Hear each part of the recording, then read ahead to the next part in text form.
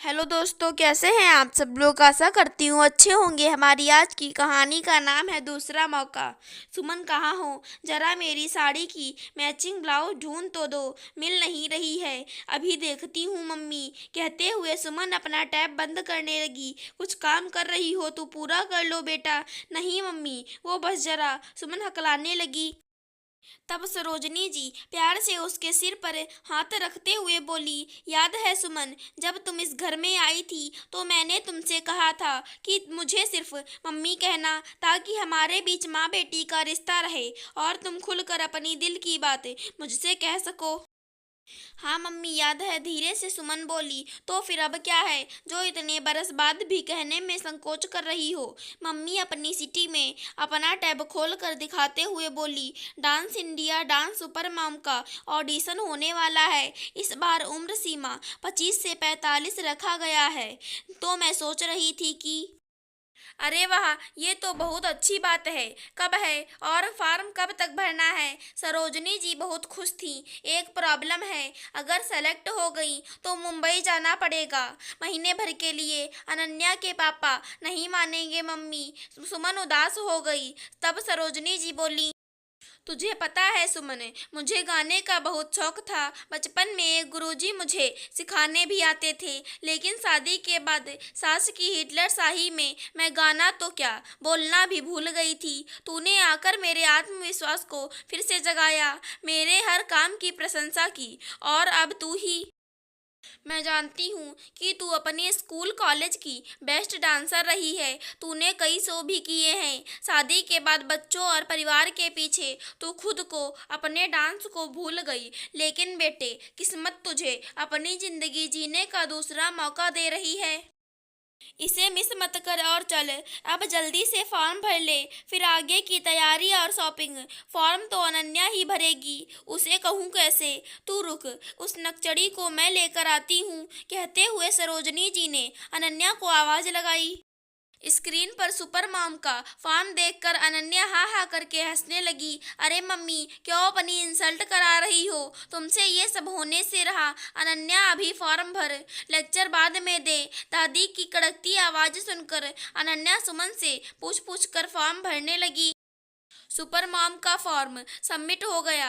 5 दिनों के बाद सुमन को ऑडिशन के लिए जाना था। सास के साथ उसने शॉपिंग कर ली और अपनी तैयारी में जुट गई। सरोजनी जी ने घर का इंचार्ज अपने हाथ में ले लिया। अनन्या कार्तिक को बुलाकर समझाया कि तुम्हारी मम्मी बहुत अच्छी डांसर हैं। अपने बच्चों और परिवार के पीछे वह खुद को भूल ही गई थी, लेकिन ईश्वर उसे फिर से एक मौका दे रहा है और हम सबको मिलकर उसे सपोर्ट करना है। उसके पास 3 दिनों का समय है। मैं किचन देख रही हूँ, तुम लोग भी अपना काम खुद करने की आदत डाल लो। लेकिन दादी, दोनों ने समवेत स्वर में आपत्ति जताई। कोई लेकिन वेकिन नहीं कहकर सरोजनी जी बहू को दूध का गिलास देने चली गईं। सुमन के डांस करने की भनक उसके पति को लगी तो वो सुमन पर चिल्लाए, तुम्हारा दिमाग खराब हो गया है? इस उम्र में ताता थैया करोगी? परिवार के मान सम्मान का ख्याल है इसे? सरोजनी जी का स्वर तीव्र था। बोली, जिसका तू दिमाग खराब कह रहा है ना, उसी की बदौलत तू बेफिक्र होकर अपने ऑफिस में काम कर रहा है। सुबह के 5 बजे से लेकर रात के 11 बजे तक मशीन की तरह काम करती है।